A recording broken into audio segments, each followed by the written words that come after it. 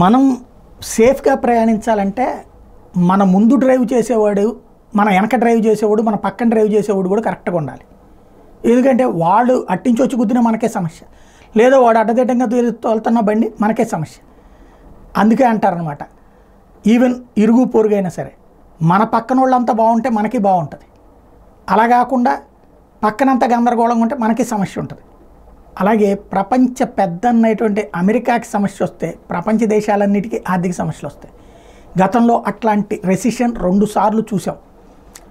ఏంటది? అప్పుల పాలైపోయినటువంటి అమెరికా అప్పుని పెంచుకుంటూ పోతే దాని పరిణామం భారీగా దెబ్బతిన్నటువంటిది. ప్రపంచ ఆర్థిక వ్యవస్థ పెను సంక్షోభంలో పడ్డటువంటిది. ఒక భారత్ మాత్రం కొంత కంట్రోల్ చేసుకోగలిగింది, మిగతా దేశాలన్నీ తల్లడిల్లిపోయినటువంటి పరిస్థితి. ఇప్పుడు మళ్ళీ అలాంటి పరిస్థితి రాబోయే రోజుల్లో వస్తుందా? ఎందుకంటే తాజాగా చూస్తే ఒక ఆగస్టు నెలలో చూసుకుంటే యుఎస్ గవర్నమెంట్కి పన్నుల రూపంలో $307 బిలియన్ వచ్చినాయట. అదే సందర్భంలో వాళ్ళు ఖర్చు పెట్టినటువంటిది $687 బిలియన్ అట.